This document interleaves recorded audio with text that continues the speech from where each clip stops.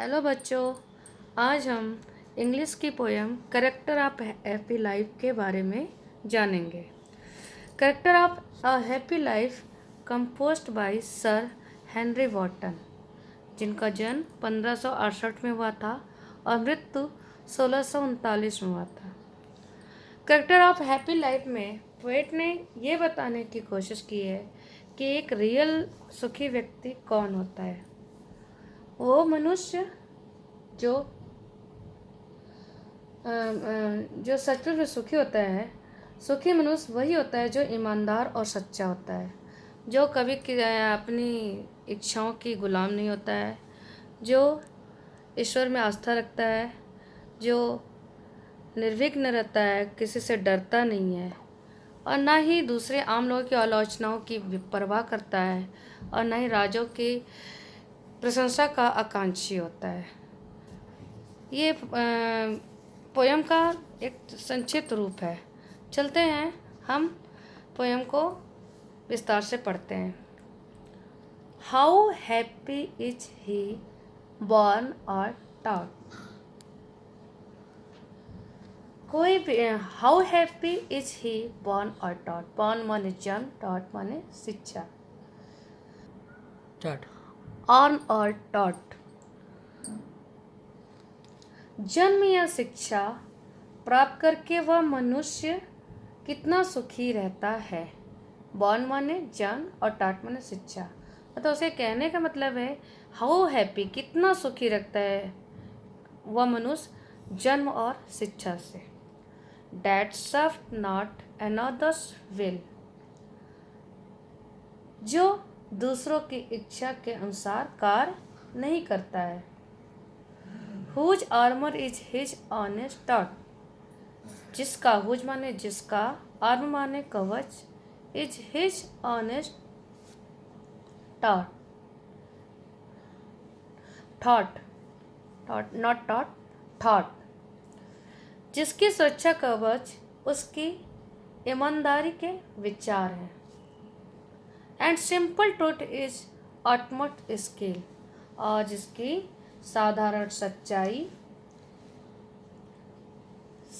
सच्चाई उसकी सर्वोत्तम योग्यता है। स्किल माने योग्यता है। कहने का मतलब ये है, कवि ये कहना चाहता है कि वह व्यक्ति कितना खुश रहता है, कितना सुखी रहेगा अपने जन्म और शिक्षा से।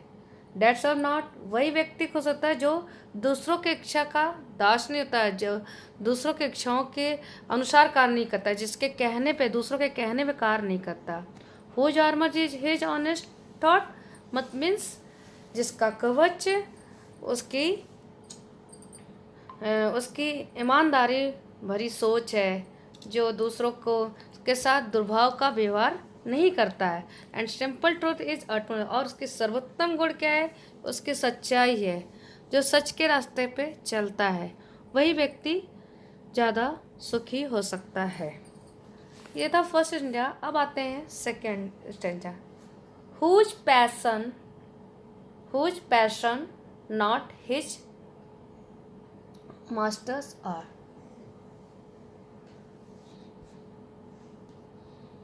हुज पैशन मीन्स होता है बच्चों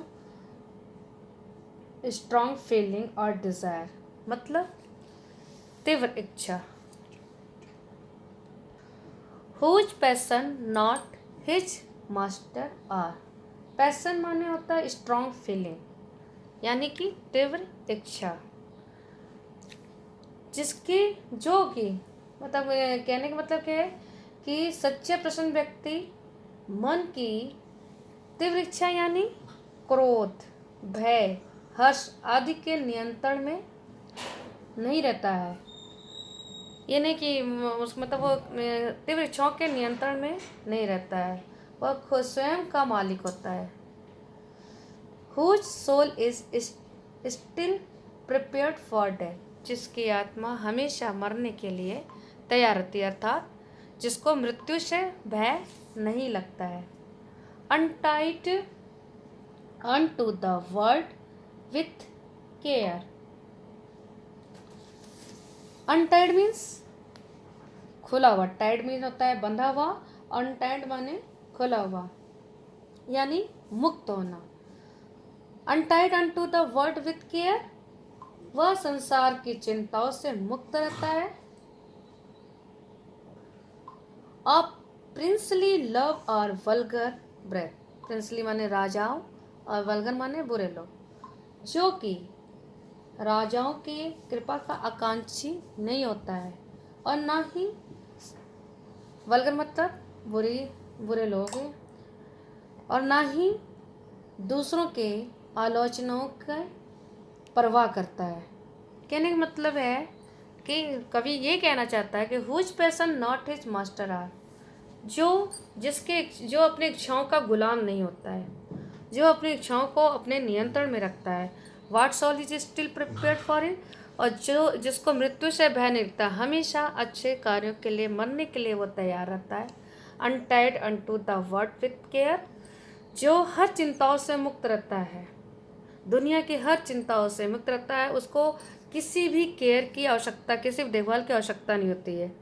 और प्रिंसली लव और वल्गर ब्रेथ मतलब वो ना तो ये चाहता है कि राजा उसकी प्रशंसा करे, और ना ही वो ये इसकी परवाह करता है कि दूसरे क्या कहेंगे या दूसरे आम लोग उसके बारे में क्या सोचेंगे, ये इसके बारे में परवाह नहीं करता है। वही व्यक्ति